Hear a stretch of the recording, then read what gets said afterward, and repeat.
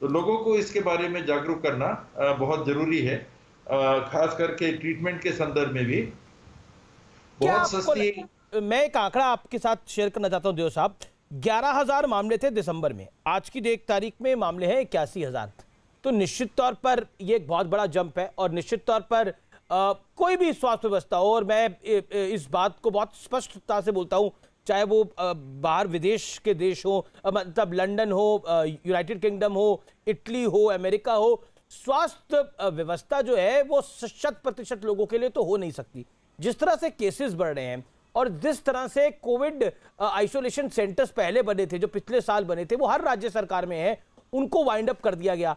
क्या आपको लगता नहीं है कि वो कहीं ना कहीं एक चूक हो गई हर राज्य सरकार से, सिर्फ आपकी नहीं? इसमें चूक आपने पहले भी कहा, जो अगर किसी से चूक हुई, हम लोग से हुई, चाहे विशेषज्ञों से हुई, चाहे केंद्र की सरकार से हुई, चूक केवल इस बात में कहा जा सकता है कि अनुमान कोई नहीं लगा पाया कि ये जो दूसरी वेव आएगी, जी ये पहली वेव की तुलना में 4 गुना आएगी। और इसमें भी जो आपने कहा कि केंद्र बंद कर दिए गए, तो सच्चाई यही है कि आइसोलेशन बेड्स की व्यवस्था लोगों ने अपनाना उचित ही नहीं माना। होम आइसोलेशन में, आइसोलेशन बिस्तर में कौन आता है जिनका ऑक्सीजन लेवल बहुत ड्रॉप नहीं किया है, जी जी जी। और आप पॉजिटिव आए हैं, आपको आइसोलेशन बेड्स में रख दिया गया, ना वहां ऑक्सीजन है ना कोई चीज है। तो जब से होम आइसोलेशन चालू हुआ है, 90% लोग तो होम आइसोलेशन अडॉप्ट कर रहे हैं। शेष में दिक्कत जो आई, तैयारी की कमी जो आई, वो आई आईसीयू बिस्तरों में। यहां हमारे पास काफी कमी महसूस हुई। सही और कह रहे हैं। तीसरे लहर के लिए जो आपने कहा है, हमको अगर रैंप अप करना है तो आईसीयू के बिस्तरों को हमको तैयार करना पड़ेगा। बच्चों के बारे में जो आपने बात कही, अभी तक जो आंकड़े हैं प्रधानमंत्री जी के कार्यालय से भी जो दर्शाए गए, जो हमारे राज्य सरकार से भी हम लोगों ने अभी विश्लेषण किया है, पहले वेव और दूसरे वेव में प्रतिशत में बच्चों की आयु वर्ग के हिसाब से केस में अंतर बहुत ज्यादा नहीं आया है। 0.5%, 1%, इससे ज्यादा वेरिएशन नहीं आया है। तीसरे वेव में जो बच्चों की बात हो रही है, मुझे ये लगता है कि संख्या बच्चों की ज्यादा, प्रतिशतता भी बच्चों की ज्यादा इस कारण होगी कि जो सीनियर सिटीजन हैं, 18 साल से ऊपर, 45 साल से ऊपर, ये वैक्सीनेट हो चुके होंगे, और वैक्सीनेट होने से उनमें जो इम्यूनिटी डेवलप होगी वो कम प्रभावित होंगे। जी। और जो बच्चे हैं, कम उम्र के हैं, ये ज्यादा प्रभावित हो सकते हैं। इसलिए ये बात आ रही है कि बच्चों की संख्या ज्यादा आएगी, तो जय उनके लिए जी जी देव साहब, बड़ा इंपॉर्टेंट बात है वो जयप्रताप जी। वेंटिलेटर के बेड्स बच्चों ये के लिए अगर हैं तो टीएस उनके साथ का भी सिंह व्यवस्था करना जी पड़ेगा। जी, छोटे बच्चे हैं छत्तीसगढ़ तो के आईसीयू कहाँ बनाएंगे, इसका ख्याल छत्तीसगढ़ रखना के है। स्वास्थ्य मंत्री ने एक बड़ा अच्छी बात बोली कि हाँ, आईसीयू बेड्स में जो थी वो एक कमी थी, और उत्तर प्रदेश में भी हमें ये स्थिति देखने को मिली। अब केसेस कम हो रहे हैं, लेकिन जो मेरी जानकारी है अभी भी आईसीयू बेड्स में में कमी नहीं आ रही। तो ऐसे में आप लोग क्या व्यवस्था कर रहे हैं कि कम से कम उत्तर प्रदेश में ये आईसीयू बेड्स बढ़ जाएं, क्योंकि जो केसेस हो रहे हैं अब उनमें ऑक्सीजन बेड्स की कमी, ऑक्सीजन बेड्स की आवश्यकता ज्यादा नहीं पड़ रही, आईसीयू बेड्स की ज्यादा आवश्यकता पड़ रही है। What is your take? क्योंकि और वेंटिलेटर्स की इसमें कमी है। नहीं, जो अभी माननीय मंत्री जी ने बोला, मैं पूरी तरह उनकी बातों से सहमत हूं। और अभी मैं आपको बता सकता हूं कि उत्तर प्रदेश में अभी वेंटिलेटर्स और आईसीयू की कोई कमी नहीं है। नंबर ऑफ पेशेंट जो अभी थोड़ा गिरावट आ गया है, इसलिए हमारे पास पूरी तैयारी है, उसमें कोई कमी नहीं आ रही है। दूसरी बात, जो तीसरा फेज की बात बता रहे हैं, जहां संभावित 18 साल के नीचे के बच्चों को संक्रमित हो सकता है, और जिस तर्क से माननीय मंत्री जी ने अभी बताया, मैं उससे पूरी 100% सहमत हूं, क्योंकि हमारा काफी पॉपुलेशन वैक्सीनेट हो चुका होगा, तो यही एक वर्ग है जो बचा रहेगा।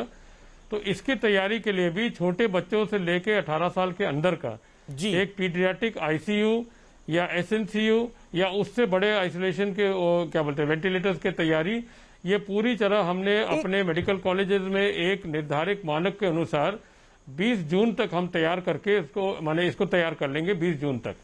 जयप्रताप जी, गांव बड़ी समस्या है, और मैं आप तीनों मंत्रियों से यही जानना चाहता हूं कि गांव को लेकर आप लोगों की, क्योंकि वहां पर तो आप ऑक्सीजन बेड छोड़िए, अस्पताल नहीं है, अगर अस्पताल है भी तो बड़ी जर्जर हालत में है। मैं किसी प्रदेश को टारगेट नहीं करना चाहता, लेकिन यूपी में भी यही हाल है, छत्तीसगढ़ में भी यही हाल है, राजस्थान में भी हाल है। अस्पतालों की कंडीशन, अगर कोई है भी वहां पे स्वास्थ्य केंद्र, उसकी कंडीशन बहुत खराब है, और कई जगह तो है ही नहीं, गाँव गाँव में तो है ही नहीं। तो कैसे करेंगे उसको मैनेज? उसके लिए क्या प्लानिंग है आपकी? जय प्रताप सिंह। देखिए, एक तो आपने जो बात कहा कि हमारे यहाँ स्वास्थ्य सेवा बहुत खराब है। मैं उत्तर प्रदेश की बात कह रहा हूँ, मैं आपको जानकारी के साथ कह रहा हूँ कि इतनी खराब सेवा नहीं है। मानक के अनुसार, जो आपका पॉपुलेशन के अनुसार, हमारा तहसील लेवल पर सामुदायिक स्वास्थ्य केंद्र, उसके नीचे 5 या 6 प्राथमिक स्वास्थ्य केंद्र, अब केंद्र सरकार से जो दिया जा रहा है हमारा वेल्थ एंड वेलनेस सेंटर और हमारे A&M सब सेंटर, ये सब मिला के अभी भी हमारे सब मौजूद हैं।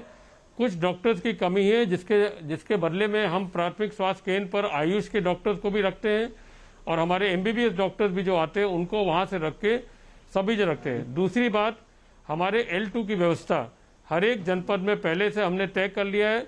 एक सामुदायिक स्वास्थ्य केंद्र में हमारे 50 बेड है, 2 सामुदायिक स्वास्थ्य केंद्र मिला के हम 100 बेड का इंतजाम अभी भी हम कर चुके हैं, पहले से कर चुके हैं। वेंटिलेटर बेड्स कितने हैं?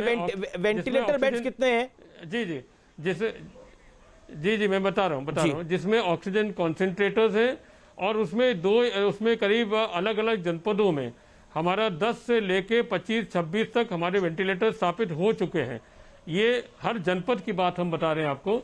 और हमारा चिकित्सा शिक्षा जो जिसमें मेडिकल कॉलेज है उनका बिल्कुल अलग सेटअप है, वो सुपर स्पेशलिटी है, वहाँ तो पूरा लगा हुआ हमारा है। पर हमारे जनपद और हमारे ग्रामीण क्षेत्र में ये अस्पताल हमारे काम भी कर रहे हैं, दवाई भी है, डॉक्टर भी है। जी, अब मैं एक सवाल जो कि बड़ा महत्वपूर्ण है और मैं प्रताप सिंह आपसे पूछना चाहता हूं। प्रताप सिंह जी, आप देखिए, जो भी सेकेंड वेव में हुआ वो हमने उस परिस्थिति को देखा है, लेकिन गांव में समस्या ये है, लोग मास्क नहीं डाल रहे, उनको बीमारी का पता ही नहीं लगता, वैक्सीनेशन को लेके उनमें उत्साह नहीं है। ऐसी स्थिति में आप क्या करेंगे? और ये सिर्फ आपके राज्य की बात नहीं है, ये हर प्रदेश की बात है। देखिए, इसमें कोई गांव के आदमी को लगता है कि उसे कुछ नहीं हो सकता। लोग, अमित जी, अभी गांव में दहशत फैल गई है, बहुत डर है गांव में, लोग मास्क लगाने लगे हैं, लॉकडाउन मान रहे हैं लोग वैक्सीनेशन को लेकर गांव में तैयार बैठे हैं। और अब आप आश्चर्य करोगे, इस देश का सबसे बड़ा वर्ग 18 से 44 वर्ष का नौजवान, वो तो इंतजार ही कर रहा है। स्लॉट 3-3 मिनट में बुक हो रहे हैं, 3-3 मिनट में जगह नहीं है। ज्यादा बोल रहे हैं आप, धड़ाधड़ बुक हो रहे हैं। मेरा अपना अनुभव है, मैं तो अपने परिवार के लिए बुक कराना चाहता था, 1.5 मिनट में बुक हो जाता है। आप ज्यादा बोल रहे हैं, 1.5 मिनट। मैं आपको कह रहा हूं स्लॉट, यही तो मैं कह रहा हूं। हमारे राजस्थान की हालत में, मेरे स्टेट की बता रहा हूं, आप खोलिए, खोलते ही फुल। हमारे यहां तो बहुत तेज, हम वैक्सीनेशन में अभी नंबर 1 पर है, जिस तादाद में हमारे पास आई है। हमारे यहाँ वैक्सीनेशन को लेकर बहुत डिमांड है। अब क्या कारण है, गांव में भी शहर में भी मास्क भी लोग लगा रहे हैं, धीरे धीरे मरीज भी कम हो रहे हैं। ये कोई पॉलिटिकल इशू नहीं है, ये इसमें कोई दौरा ही नहीं।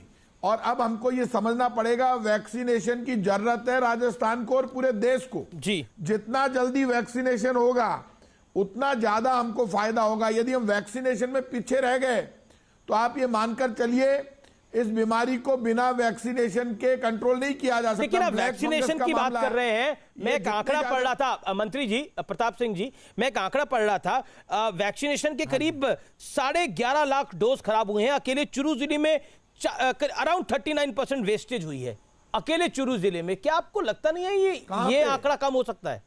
राजस्थान की मैं बात कर, आप एक बार आप वापस चेक कर लेना। हालांकि मैं हेल्थ मिनिस्टर नहीं हूं, लेकिन मैं सुबह भी रघु शर्मा जी के साथ था हेल्थ मिनिस्टर के। लेकिन ये आंकड़ा जो आपके पास आया है, कहां से आया है, ये बहुत